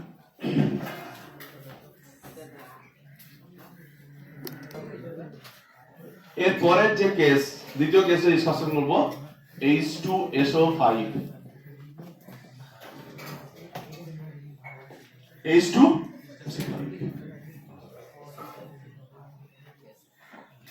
এখানে দেখ, x ধরে ক্যালকুলেশন কর, দেখ এটা +8 আসবে, -10 +2, তাহলে s কত আসবে? +8। কিন্তু s কত? বাইরে 6টা, ম্যাক্সিমাম কটা ছাড়তে পারবে? 6টা। সালফারের বাইরে কটা? 6টা। তো ছাড়লে তাহলে নিয়নে আসবে 10, ম্যাক্সিমাম কটা ছাড়বে? 6টা। কিন্তু মানে আসছে কত? তাহলে আমার আসছে কত? 8, কিন্তু হবে কত? +6। এটা এক্সপেক্টেড, বাট এটা হওয়া উচিত না। অক্সিজেন কটা আছে? 5টা। বুঝলিস? তো এবারে একটা শিখিয়ে দিই, যদি এরকম কোন যৌগ থাকে, অক্সিজেন আর হাইড্রোজেন দুটো আছে, দেখো অক্সো অ্যাসিড। অক্সো অ্যাসিড মানে কি গ্রুপ থাকবে বলতো?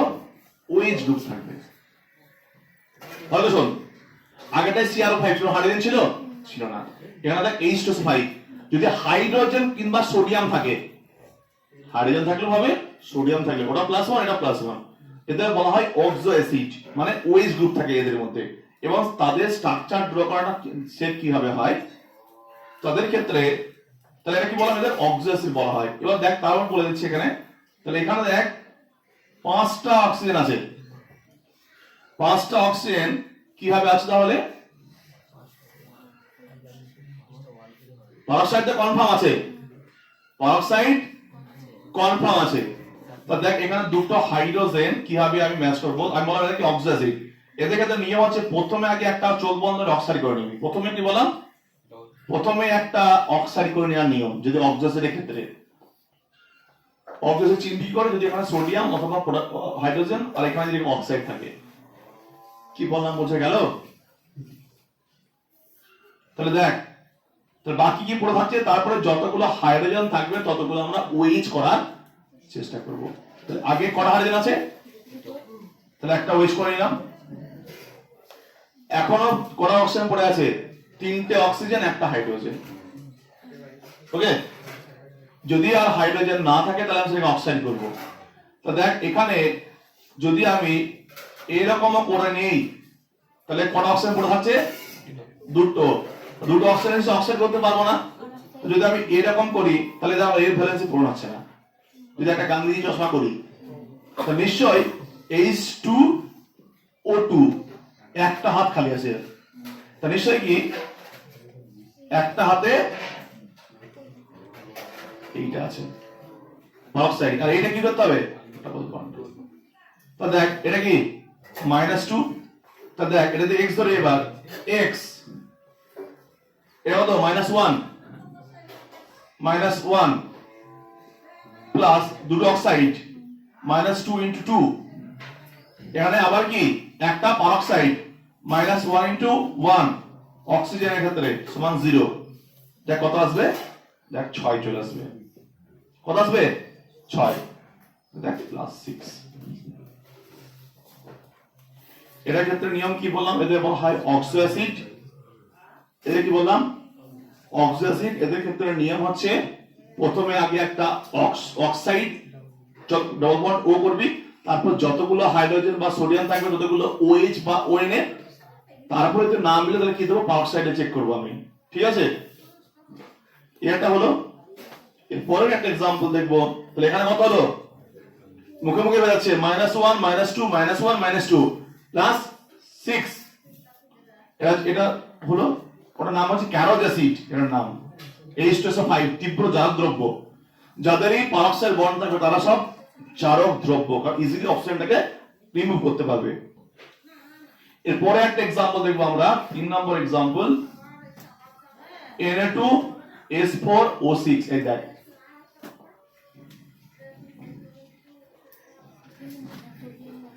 সোডিয়াম অথবা অক্সিজেন আছে, তাহলে এটা অক্সো অ্যাসিডের মতোই। এবার দেখ এখানে সালফার কত আছে? শোন ভালো করে, এটা তো এক্সেস হলো। যদি এটা সালফার 2 এর বেশি থাকে তাহলে ওদের কি করবি? পর পর পর পর পর পর বসিয়ে দিবি। হলো? এবার এই দুই সাইডে এটাকে ব্যালেন্স করবি। কোন দুই সাইডে? টার্মিনাল গুলোতে। টার্মিনালে কি করবি? তাহলে প্রথমে একটা করে অক্সাইড করব, তারপর যতগুলো অক্সিজেন হাইড্রোজেন বা সোডিয়াম থাকবে ততগুলো OH বা ONA। তাহলে এখানে কি দুটো সোডিয়াম আছে, তাহলে একটা ONA হয়ে গেল, এটাও একটা OH বা ONA হয়ে গেল। তাহলে এখনো একটা করে অক্সিজেন পড়ে আছে, তাহলে এখানে হাইড্রোজেনও নেই সোডিয়ামও নেই, তো কি হয়? তারা অক্সাইড। এবার দেখ এটা চার্জ কত? ওই এটা চার্জ কত বল? এইটার জন্য কোন চার্জ আসবে না, কারণ দুটোই সেম। তাহলে এই সালফার গুলো চার্জ কত? 0 0। কিন্তু এই সালফার গুলো চার্জ কি 0 হবে না? এইটার জন্য এটা 0 হবে, বাট 1 2 3 4 5 পাঁচটা মাইনাস, এটা কত হবে?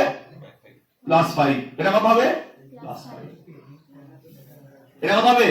+5। শোন, তাহলে এখানে প্রত্যেকটা সালফারের চার্জ কত? কত? +5, কিন্তু মিডল গুলো সালফার 0। তাহলে এইটা হচ্ছে এই সালফারটা +5, কারণ এটা -2 -2 -1 বুঝতে পারছিস? +5 হয়ে গেল। তো প্লাস এবার যদি বলে এখানে আলাদা কোশ্চেন আসতে পারে যে এদের এভারেজ জারণ স্তর কত? এভারেজ মানে সমস্ত সালফার গুলো মিলিয়ে জারণ স্তর কত? সমস্ত সালফার গুলো মিলিয়ে জারণ স্তর কত? তাহলে 10, এটা 5 + 0 + 0 + 5 ডিভাইডেড বাই 4, 2.5 হলো। কত আছে? 5 + 0 + 0 + 5 ডিভাইডেড বাই 4, 2.5। যদি বলে এভারেজ, এটা নাম কি? এভারেজ জারণ স্তর। এটা হয়ে গেল। এই এগুলো কি বল বুঝাইছি, অক্সাইড এগুলো কি করতে হবে, প্রথমে একটা চোখ বন্ধ করে অক্সাইড করে নিবি, তারপরে যতগুলো OH বা ONA থাকবে সেটাকে, যতগুলো হাইড্রোজেন বা সোডিয়াম থাকবে OH বা ONA ফর্ম করে নিবি, তারপরে যদি হাইড্রোজেন সংখ্যা কম পড়ে আবার অক্সাইড করব। আর এখানে যেহেতু মোর দেন অনেক সালফার আছে 2 এর, মোর দেন 2 করলে পর পর সালফার টেনে নেবি, যে দুই দিকটাই ব্যালেন্স করবি। এটা হচ্ছে ট্রিক্স। এটা হচ্ছে এরপর, এটা খুব ইম্পর্টেন্ট কোশ্চেন, লাস্টে এইটা বলছি, সোডিয়াম থায়োসালফেট ভীষণ ইম্পর্টেন্ট। এই দেখ, সোডিয়াম থায়োসালফেট এর নাম দেখ, সোডিয়াম থায়োসালফেট।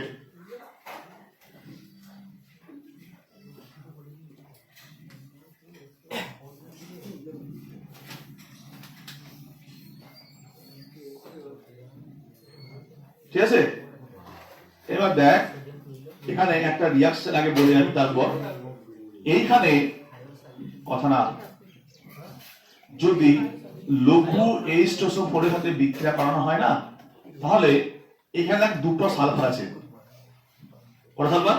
দুটো। তাহলে এইরকম কম্পাউন্ড পাওয়া যায়, একটা সালফার এলিমেন্টাল স্টেটে চলে আসে, অদক্ষে পড়ে যায়, আর একটা সালফার সালফার ডাইঅক্সাইড উৎপন্ন করে। বাকিগুলো আমি লিখলাম না, আবার যেহেতু এই দুটো ইন্টারেস্ট, তাহলে দেখ এখানে দুটো সালফার ছিল, এখানে দুটো আলাদা আলাদা প্রোডাক্ট দিয়েছে, তার মানে এখানে দুটো সালফার সেম না, কমপ্লিটলি আলাদা, এবং তাদের জারণ স্তরটাও আলাদা। এই কম্পাউন্ডটা ভীষণ ইম্পর্টেন্ট। এই জন্য এখানে যে দুটো সালফার আছে, সোডিয়াম নাকি বললাম, সোডিয়াম থায়োসালফেট, এই যে দুটো সালফার আছে, এই সালফারটা যদি লঘু H2SO4 সঙ্গে বিক্রিয়া করা দেখা যায়, একটা সালফারে অদক্ষে পড়ে আর একটা H2SO4, তা নিশ্চয়ই কি দুটো সালফার আলাদা আলাদা জারণ স্তরে চলে যাচ্ছে, এটা 0 এটা +4, এটা 0 এটা +4, তার মানে এই দুটো সালফারটাও একই নয়, ভিন্ন প্রকৃতির। এবার দেখ এই এটা স্ট্রাকচার দেখ, এটা আবার কি আছে, হাইড্রোজেন আর সোডিয়াম আর অক্সিজেন, আবার কি এটা অক্সিজেনের মতো, ক্লিয়ার? তাহলে আগে একটা সালফার লিখবো, কি বললাম, আগে একটা অক্সাইড করবি, তারপর যতগুলো হাইড্রোজেন বা যতগুলো সোডিয়াম, ততগুলো OH বা ONA, তাহলে এটাকে যদি হাইড্রোজেন নেই কি হবে, ONA, কটা আছে, দুটো, তাহলে দুটো ONA। এখন একটা সালফার পড়ে আছে, সালফারটাকে ভাব অক্সিজেনের মতো, অক্সিজেন যদি না মিলে, ধর এখানে যদি অক্সিজেন থাকতো আর একটা অক্সিজেন থাকতো, 4 হতো, কি করতাম আমি সেটাকে, আর হাইড্রোজেন তো ছিল না, এরকম করতাম, তার মানে কি, এটা আর কোনো অপশন আছে সালফার ব্যালেন্স পূরণ করা, তাহলে কি হবে, ডাবল বন্ড, ইয়েস।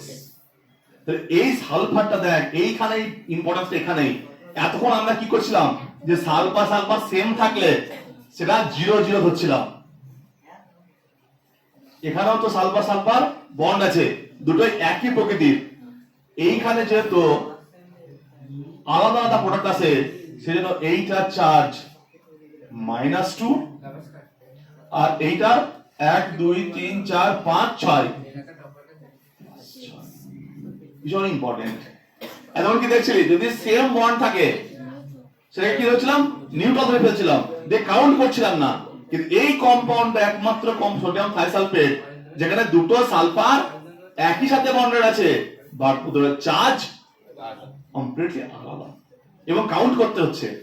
এটা হচ্ছে -2, কেন -2, কারণ দুটো বন্ড আছে এখানে, আর এটা -2 মানে এটা +2 হয়ে গেল, এটা +1 এর জন্য, এর জন্য +1, এর জন্য +2, কি হবে, +6, যতগুলো বন্ড ততগুলো হবে। এটা ভীষণ ইম্পর্টেন্ট, ওই জন্য স্ট্রাকচার আমরা বুঝতে পেরেছিস, প্রথমে অক্সাইড, তারপরে OH বা ONA, তারপরে যদি আবার অক্সিজেন বা সালফার থাকে ডাবল বন্ড করে দিলাম, দিয়ে আবার দেখলাম অ্যাকচুয়ালি আমাদের এটা যেমন একটু আগে কি দেখলি, C+C0 ধরেছিলাম, মনে আছে পার্থক্যটা না থাকলে, এটা কাউন্ট করেছিলাম এই বন্ডটা, কিন্তু এখানে কি হচ্ছে, কাউন্ট করতে হচ্ছে, কারণ এখানে দেখা যায় এই রিঅ্যাকশনের মাধ্যমে এই দুটো সালফার কমপ্লিটলি আলাদা, মানে নিশ্চয়ই এরা আলাদা জারণ স্তরে আছে, সেজন্য এটা না, এটা -2 ধরলাম, এটা -2, এটা +6 বললাম। এটা কেমিস্ট্রি, মিস্ট্রি থাকবেই, সময় একই নিয়মে হাঁটবে না। আর একটা প্রবলেম, ক্লিয়ার? এটা খুব ভালো করে প্র্যাকটিস করবি, কি বললাম, খুবই ভালো করে প্র্যাকটিস করবি, যেখানে এটার চার্জ কত -2 + 6 সোডিয়াম থাইসালফেট। ভালো করে মাথায় রাখবে এটা, যে এই কম্পাউন্ড একটা যেখানে আমাদেরকে বাধ্য করলো যে আমরা তখন শিখছিলাম যে সেম সেম হলে তাদের কাউন্ট করব না, চার্জ ডিস্ট্রিবিউশন করব না, কিন্তু এই আমাদেরকে বাধ্য করলো এটা মানতে। এরপরে দেখ আরেকটা एग्जांपल দেখবো, Fe3O4। Fe3O4 যদি এখানে আমরা x ধরে বার করি x, তাহলে দেখ 3x - 8 = 0, x = 8/3 ফ্র্যাকশন চলে আসে, অর্থাৎ প্রতিটা প্রতিটা আয়রনের জারণাংশ দেখাচ্ছে 8/3। কত? 8/3 ফ্র্যাকশনাল। বুঝতে পারছিস? ফ্র্যাকশনাল। তো নিশ্চয়ই এখানে গল্পটা অন্য আছে। তোদের একটা কথা বলি, তোদের আমরা পড়েছিলাম আয়নিক বন্ড, সেটা ক্রিস্টাল পড়েছি, মনে আছে? ক্রিস্টাল। তো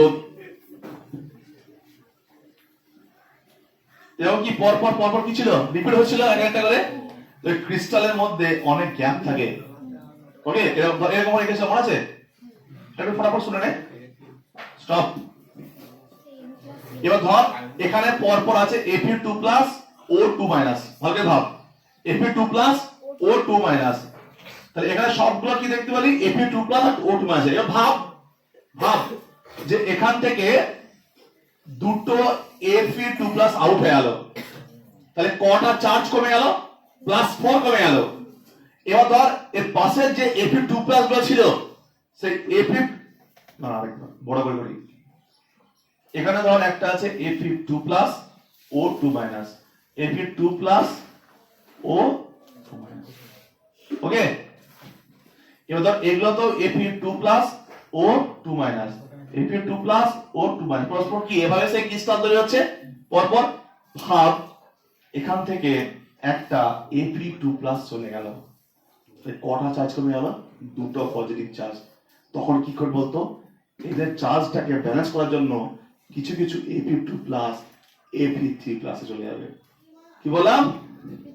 তাহলে এখানে কি হবে? Fe3+ Fe3+। কি দেখতে পাচ্ছি বলতে, এমনও ক্রিস্টাল আছে যাদের আয়রন গুলো কি ছিল? +2 আর অক্সিজেন শেল ছিল, কিন্তু যখনই কোন একটা ক্রিস্টাল থেকে যদি কোন একটা আয়রন বেরিয়ে যায়, Fe2+ বেরিয়ে যায়, তখন ওই চার্জটা ব্যালেন্স করার জন্য পাশাপাশি আয়রন গুলো কি ইলেকট্রন ছেড়ে দিয়ে ওই চার্জটাকে ব্যালেন্স করে। তাহলে এখানে একটা গ্যাপও তৈরি হলো। এগুলাই কাজে লাগে বলতে। সলিড স্ট্রাকচার থেকে ক্লাস 12 এর সলিডস এর চ্যাপ্টার পড়বো, ডিটেইলসে বুঝতে পারবো। তো কি দেখতে পাচ্ছি বলতো, একটা ক্রিস্টালের মধ্যে কত ধরনের আয়ন? Fe2+ আছে, Fe3+ আছে।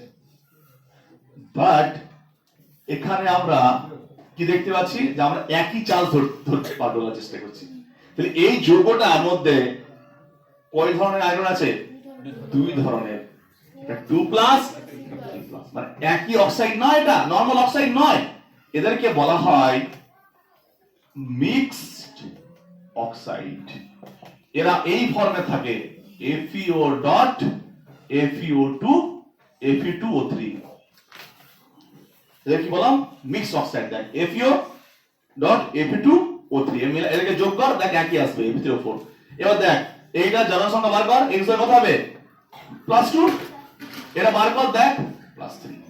তো এদের আলাদা আলাদা বার করতে হয়, যদি এদের ইন্ডিভিজুয়াল বার করতে হয়, তাহলে এদের কিছু পার্সেন্টেজ আছে +2, কিছু পার্সেন্টেজ আছে +3। তো এদেরকে এর নাম কি? Mix oxide. এদের কি হয় করব? FeO dot Fe2O3। ঠিক একই ভাবে Mn3O4 এরকম দিতে পারতো, কে Mn3O4 একই রকম। তাহলে কি হবে? MnO dot Mn2O3। তো এখানে কি হবে? একই ভাবে চার্জটা বার করতে পারবি। তাহলে এইগুলো যেহেতু যেখানে ফ্র্যাকশন আসবে, যেখানে ফ্র্যাকশন চার্জটা আসবে, সেখানে যখন এই চার্জটা আসবে তখন কি করবি? এখানে সেখানেই ভাবতে হবে যে ওয়ান কাইন্ড অফ চার্জ নেই, মিক্স আছে।